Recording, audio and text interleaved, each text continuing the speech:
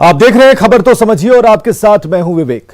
Corona की जिस vaccine पर विपक्ष सवाल खड़े कर रहा था, भ्रमजाल बुन रहा था और उसी वैक्सीन को लेकर पीएम मोदी ने विपक्ष को खामोश कर दिया। लेकिन विपक्ष अब वैक्सीनेशन नहीं बल्कि उसके तौर तरीकों पर सवाल खड़े कर रहा है। तो सवाल है कि क्या हर बात पर सियासत होनी चाहिए? पहले यह रिपोर्ट देखिए, फिर खबर को समझिए।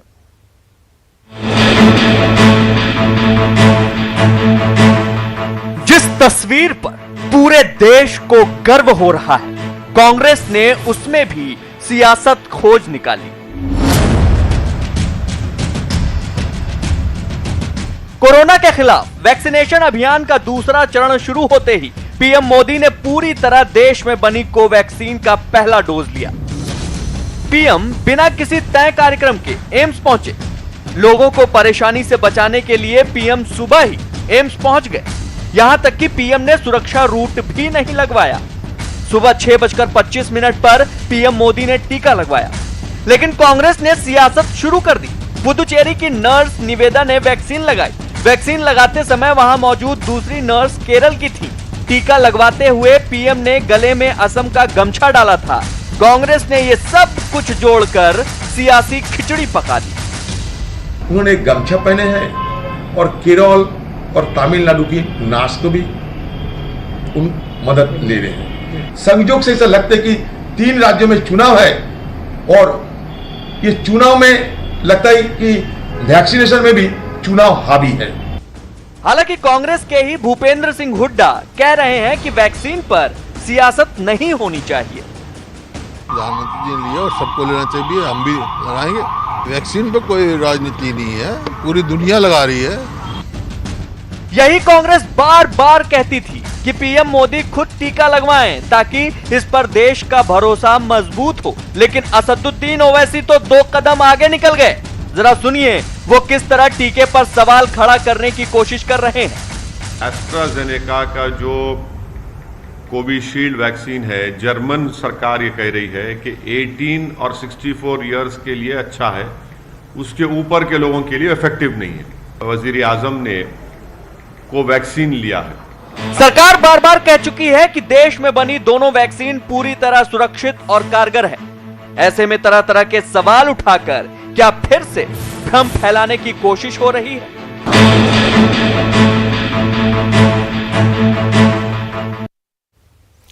तो वैक्सीनेशन के बाद पीएम मोदी ने ट्वीट किया, लिखा कि मैंने एम्स में कोविड-19 वैक्सीन का पहला डोज ले लिया।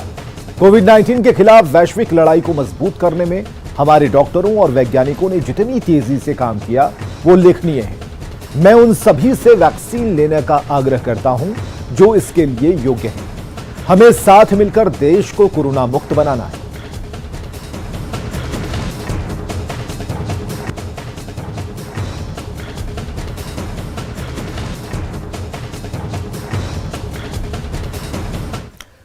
तो वैक्सीन लेकर पीएम ने देशवासियों को संदेश दिया। पीएम के टीके के बाद आम लोगों में, जो आम जनता है, उनमें एक भरोसा पैदा होगा। वैक्सीनेशन अभियान में अब तेजी आ जाएगी, लोगों का संदेह खत्म होगा और बेहिचक जो लोग हैं वो टीका लेंगे। प्रधानमंत्री ने सभी लोगों को रास्ता दिखाया है। दिल्ली के एम्स में पीएम मोदी ने कोवैक्सीन का डोज लिया और इस वैक्सीन को भारत बायोटेक ने डेवलप किया है। भारत बायोटेक के बारे में जानिए कि वैक्सीन को लेकर लगातार सवाल खड़े हो रहे थे। इस वैक्सीन को लेकर पीएम के वैक्सीन लेने के बाद विपक्ष को करारा जवाब मिला है। विपक्ष के कई नेता ऐसे हैं जिन्होंने वैक्सीनेशन को लेकर सवाल खड़े किए थे। आगे बढ़ते हैं। प्रधानमंत्री नरेंद्र मोदी ने दिल्ली में और पटना में नीतीश कुमार ने कोरोना का टीका लगवाया। मुख्यमंत्री नीतीश कुमार के साथ कई मंत्रियों ने आईजीआईएमएस में टीका लगवाया और मुख्यमंत्री ने यह साफ कर दिया कि बिहार में सभी लोगों को मुफ्त में टीका लगेगा।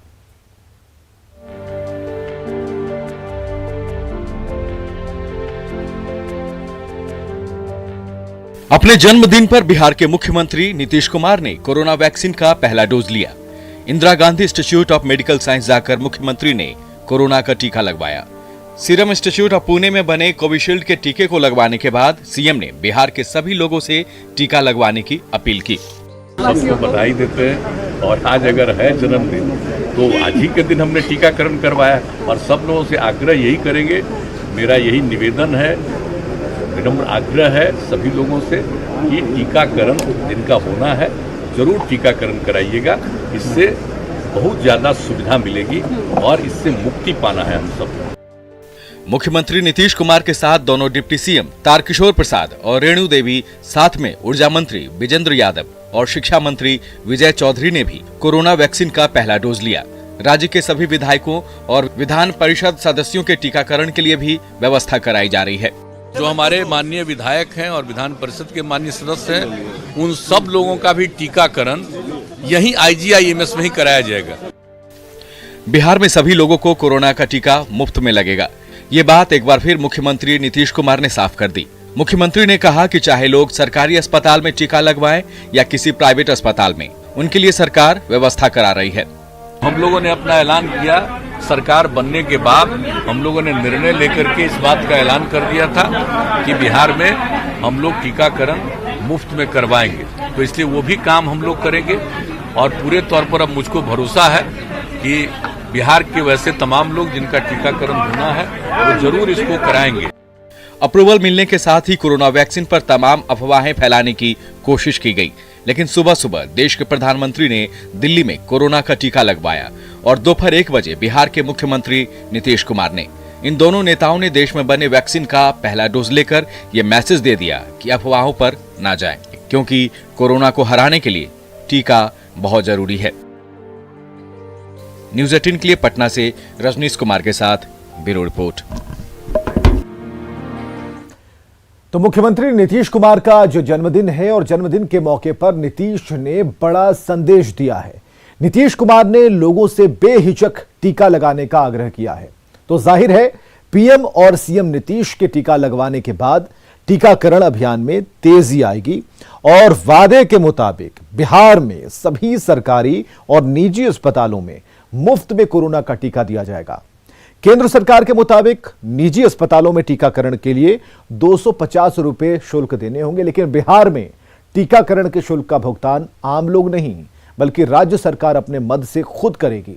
बिहार में 15 मार्च से टीकाकरण केंद्रों की संख्या बढ़ाकर 1000 कर दी जाएगी और जो 16 से लेकर 31 मार्च तक 1200 केंद्रों पर टीके दिए जाएंगे, जबकि 1 से 15 अप्रैल तक 1500 केंद्रों पर और 16 से 30 अप्रैल तक 1600 केंद्रों पर टीकाकरण का काम होगा, यानी टीके दिए जाएंगे। सीएम नीतीश कुमार के साथ कई मंत्रियों ने कोरोना का वैक्सीन लिया। तीसरे चरण में निर्धारित उम्र से ऊपर वाले लोगों ने टीका लेने की उनसे अपील की मुख्यमंत्री ने। और डिप्टी सीएम रेणु देवी, स्वास्थ्य मंत्री मंगल पांडे, शिक्षा मंत्री विजय चौधरी, इन सभी ने टीका लिया और सभी लोगों से अपील की टीका लेने की। निश्चित रूप से स्वास्थ्य मंत्री के रूप में हमारे लिए बहुत खुशी का दिन है कि राज्य में जो हमारे 60 वर्ष से ऊपर के लोग हैं या 45 वर्ष से ऊपर के कोमॉर्बिडिटी के लोग हैं, वैसे लोगों को भी टीकाकरण किया जाना है, जिसकी शुरुआत आज हो गई है और लगभग 1 करोड़ से ऊपर की वह संख्या होगी जिन लोगों को टीकाकृत इस फेज में किया जाएगा। और आगे आने वाले समय में भारत की सरकार के द्वारा फिर जैसा निर्देश दिया जाएगा उम्र सीमा के संदर्भ में, उस अनुसार हम लोग टीकाकरण करेंगे। बहुत खुशी हो रही है। सबसे बड़ी खुशी तो ये हो रही है कि हम अपना देसी वैक्सीन लगाए हैं और हमारे माननीय यशस्वी प्रधानमंत्री माननीय नरेंद्र मोदी जी कहते थे कि लोकल से वोकल बनना, और आज उसका प्रमाण प्रत्यक्ष है कि हमारे वैज्ञानिकों ने, हमारे डॉक्टर्स ने जो मेहनत किया है, जो परिश्रम किया है और जो भारत में वैक्सीन आया है वो सबसे अच्छा वैक्सीन आया और उस वैक्सीन को सभी लोग ले रहे हैं। हम लोगों को बहुत प्रसन्नता है और सही बात है कि हम लोगों ने एक बहुत ही जो वाजिब और जो होना चाहिए था, और ये तो सबकी एक तरह से ड्यूटी बनती है। जब सरकार आगे बढ़ के सब लोगों को मुफ्त कोरोना का टीका लगवा रही है तो कोरोना को पराजित करना ये तो हम सभी बिहार वासियों का कर्तव्य है। तो सीएम नीतीश कुमार का जन्मदिन है और इसे जेडीयू विकास दिवस के तौर पर मना रहा है। नीतीश कुमार के जन्मदिन पर जेडीयू दफ्तर में 70 पाउंड का केक काटा गया। प्रधानमंत्री नरेंद्र मोदी और गृह मंत्री अमित शाह ने भी मुख्यमंत्री को जन्मदिन पर बधाई दी है और उन्होंने ट्वीट किया है।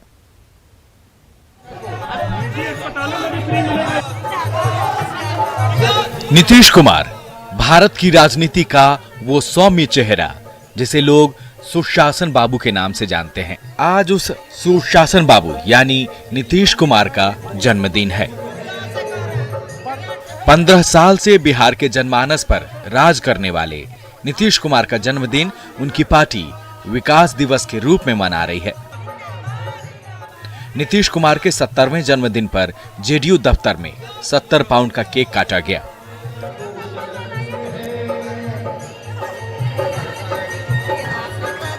बहुत ही खुशी का माहौल है कि आज हम अपने नेता माननीय नीतीश कुमार जी का 70वां जन्म दिवस मना रहे हैं और बिहार को नई ऊंचाई पर ले जाने का जो माननीय मुख्यमंत्री जी का प्रयास रहा है वो सराहनीय है। मुख्यमंत्री के जन्मदिन पर जश्न सिर्फ जेडीयू दफ्तर में ही नहीं, जेडीयू कार्यकर्ताओं ने राज्य के सभी बूथों पर केक काटकर अपने नेता के जन्मदिन को यादगार बनाने की कोशिश की। कहीं किसी ने गरीबों को दूध का पैकेट और कलम किताब देकर अपने नेता के दीर्घायु होने की कामना की, तो कुछ नेताओं ने पौधा लगाकर अपनी संवेदना प्रकट की।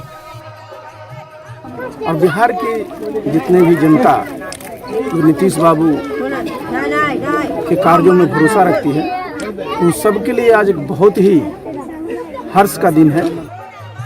विधानसभा के गेट पर पक्ष विपक्ष दोनों तरफ के नेताओं ने फूल का गुलदस्ता भेंट कर सीएम को जन्मदिन की बधाई दी।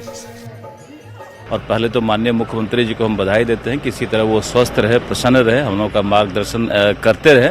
और दूसरा, उनका पेड़ पौधों से काफी लगाव है और हमने तो तय किया है कि जहां भी जाएंगे पेड़ से ही लोगों का सम्मानित करेंगे। मुख्यमंत्री नीतीश कुमार के जन्मदिन पर राज्य के नेताओं ने तो बधाई दी ही, देश के प्रधानमंत्री और केंद्रीय गृह मंत्री अमित शाह ने भी ट्वीट कर नीतीश कुमार की लंबी उम्र की कामना की। पीएम ने अपने ट्वीट में लिखा कि जन्मदिन पर बिहार के सीएम नीतीश कुमार जी को हार्दिक शुभकामनाएं।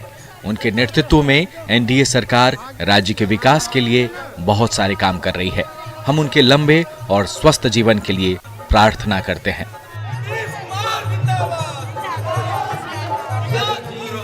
जन्मदिन पर लोगों की शुभकामनाओं के लिए मुख्यमंत्री ने सबको धन्यवाद दिया और कहा कि आप सबकी दुआओं से हमें विकास पथ पर निरंतर चलने की ऊर्जा मिलती है। हम सब मिलकर बिहार को विकास की नई ऊंचाइयों पर ले जाएंगे। पटना से न्यूज़ 18 के लिए साकेत और शैलेंद्र के साथ ब्यूरो रिपोर्ट।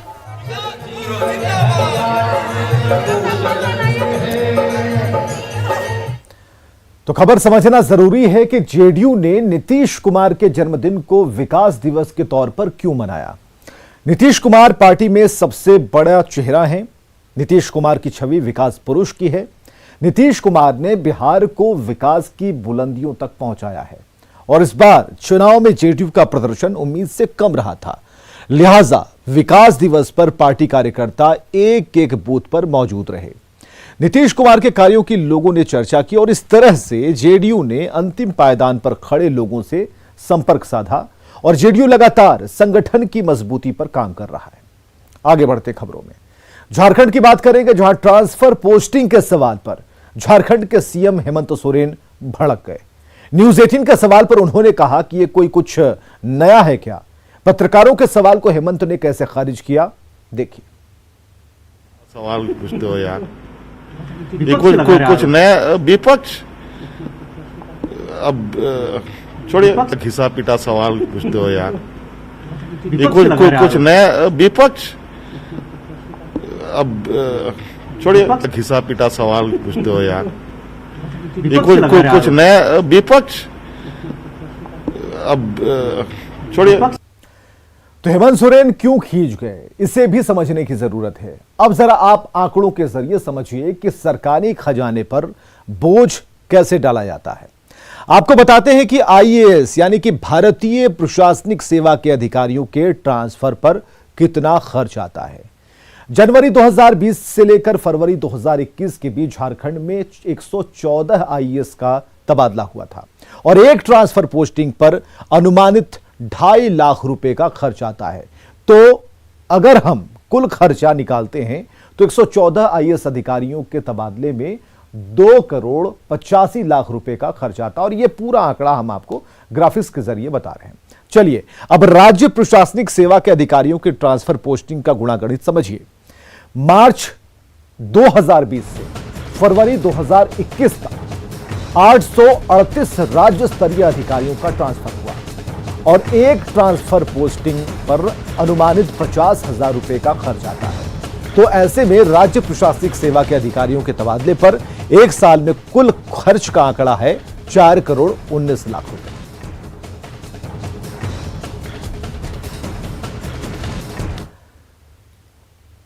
मधुबनी में बन रहा एशिया का सबसे लंबा पुल मिथिलांचल और सीमांचल को नजदीक लाएगा, साथ ही बिहार की तरक्की के नए दरवाजे भी खोलेगा।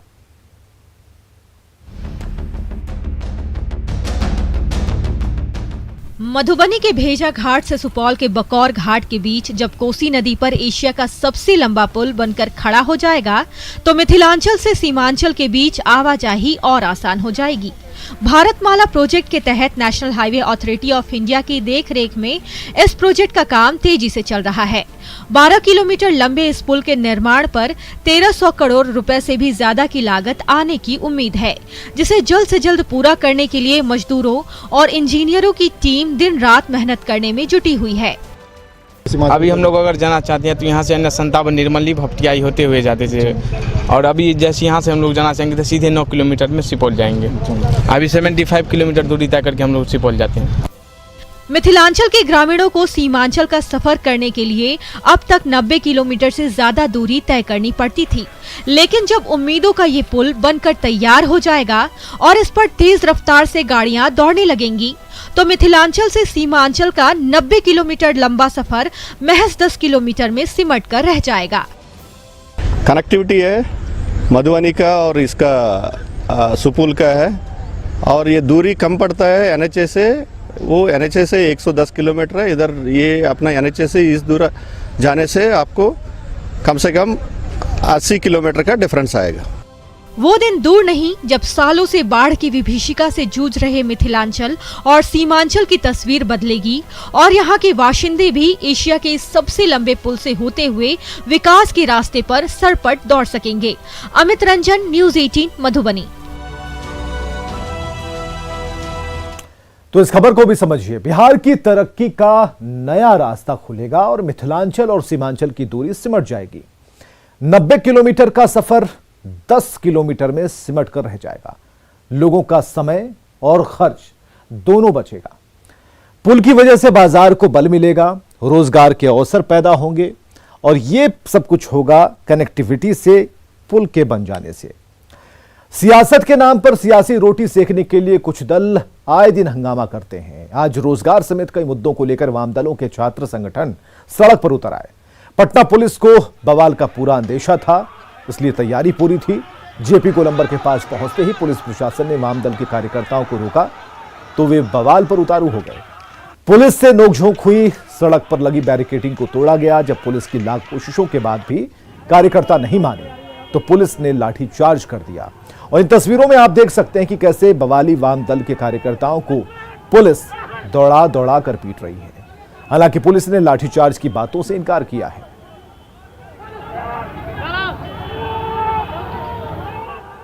तो वाम दलों के कार्यकर्ता पटना में मार्च करते हुए विधानसभा जाना चाहते थे, लेकिन जेपी गोलंबर के पास ही छात्रों और पुलिस वालों में बहस हो गई और इस मामले ने तूल पकड़ लिया।